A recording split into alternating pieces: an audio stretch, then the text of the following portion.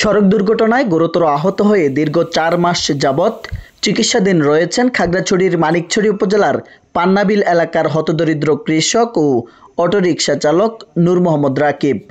নিজের চিকিৎসা খরচ আর স্ত্রী সন্তানদের ভরণ পোষণে আর্থিকভাবে প্রায় নিঃস্ব হয়ে পড়েছেন তিনি। বাড়ির পাশে চাষ করা ৪০% জমির পাকা ধান কেটে ঘরে তোলা নিয়েও দুশ্চিন্তায় ছিলেন দরিদ্র এই কৃষক। এমন অবস্থার কথা জানতে পেরে কৃষক নূর মোহাম্মদ রাকিবের পাশে দাঁড়িয়েছেন বাংলাদেশ জামায়াতে ইসলামী মানিকছড়ি উপজেলা শাখার নেতাকর্মীরা।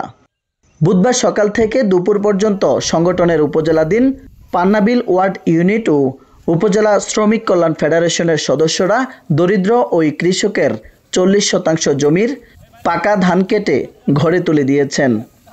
এতে উপজেলা শ্রমিক কল্যাণ ফেডারেশনের সভাপতি মোহাম্মদ বিল্লাল হোসেন, জামায়াতে ইসলামীর পান্নাবিল ওয়ার্ডের দায়িত্বশীল মোহাম্মদ আব্দুল মমিন ও আব্দুল খালেক সহ 15 জন নেতাকর্মী অংশ নেন।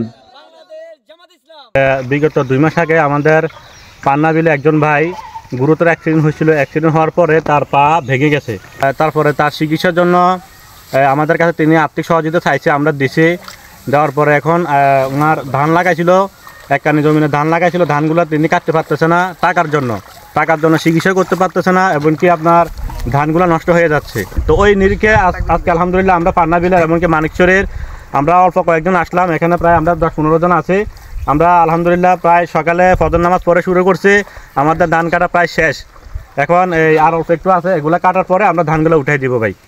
তো আমরা যে সবাই একত্রিতভাবে ওনাকে সহযোগিতা করতে পারছি বাংলাদেশ জামাত ইসলামের পক্ষ থেকে, আসলে এটার জন্য আমরা খুবই আনন্দিত, আমাদের ভালো লাগতেছে।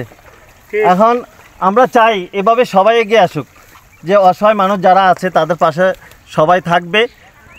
এটাই আমার মনে হয় যে ভালো হয়, আর ইসলামের মূল ভূমিকাগুলি এখান থেকে প্রচার হবে আশা করি। অর্থ ও শ্রমিক সংকটে পড়া অসচ্ছল ও দরিদ্র কৃষক শ্রমিকদের পাশে থেকে এমন কর্মসূচির ধারাবাহিকতা অব্যাহত রাখবেন বলেও জানান তারা। আমাদেরকে এভাবে কোনো খবর পাই আমরা যে অসহায় মানুষ, তাদেরকে সহযোগিতা করা প্রয়োজন। বাংলাদেশ জামাত ইসলাম এটার জন্য সর্বদা প্রস্তুত আছে, ইনশাল্লাহ থাকবেও। নিজের দুঃসময়ে এমন সহযোগিতা পেয়ে ধান কাটায় অংশগ্রহণকারীদের প্রতি কৃতজ্ঞতা প্রকাশ করেন দরিদ্র কৃষক নূর মোহাম্মদ রাকিব। আমি একটা সড়ক দুর্ঘটনায় অ্যাক্সিডেন্ট করে আজকে 4 মাস যাবৎ ঘরে পড়ে আছি। এই যে আমার ধান জমিন করছি, জমিনে ধান কাটতে পারতেছি না। ওদেরকে জানাইছি জামাত ইসলামের লোকদেরকে, তো ওনারা আসি আমাকে সহযোগিতা করলো, সবাই মিলে ধান কেটে দিয়েছেন। সহযোগিতা যথেষ্টই আমি খুশি হয়েছি। আল্লাহ পাকের দরবারে শুকরিয়া আদায় করি।